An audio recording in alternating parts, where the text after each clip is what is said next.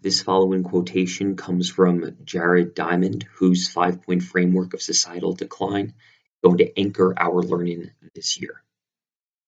Past collapses have, for the most part, followed similar variations on a theme. Population growth forced people to adopt intensified means of agricultural production and to expand farming from the prime lands first chosen onto more marginal land in order to feed the growing number of hungry mouths. Unsustainable practices led to environmental damage, resulting in agriculturally marginal land shaven to be abandoned again. Consequences for society included food shortages, starvation, wars among too many people fighting for too few resources, and overthrows of governing elites by disillusioned masses.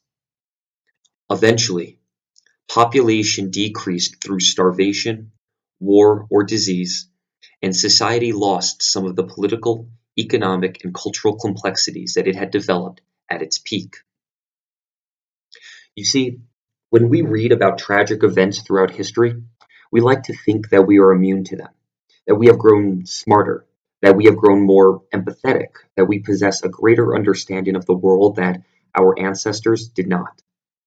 Of course, whether we like it or not, we are a part of history, and the risk of collapse today is a matter of increasing concern. Collapses have happened all over the world in recent years, such as the Soviet Union or even more recently in Syria. Many people fear that climate change and the impact that humans have had on the environment is only getting worse. And as we learned in 2008 with the global financial crisis, with increased globalization comes an increased interdependence, meaning that the collapse of one society may trigger such a fate globally. What this should spark in you hopefully takes you beyond just the four walls of this classroom to help you see that there are practical lessons that we can learn from these past collapses. As we will learn, some past societies collapsed while others didn't. What made certain societies vulnerable?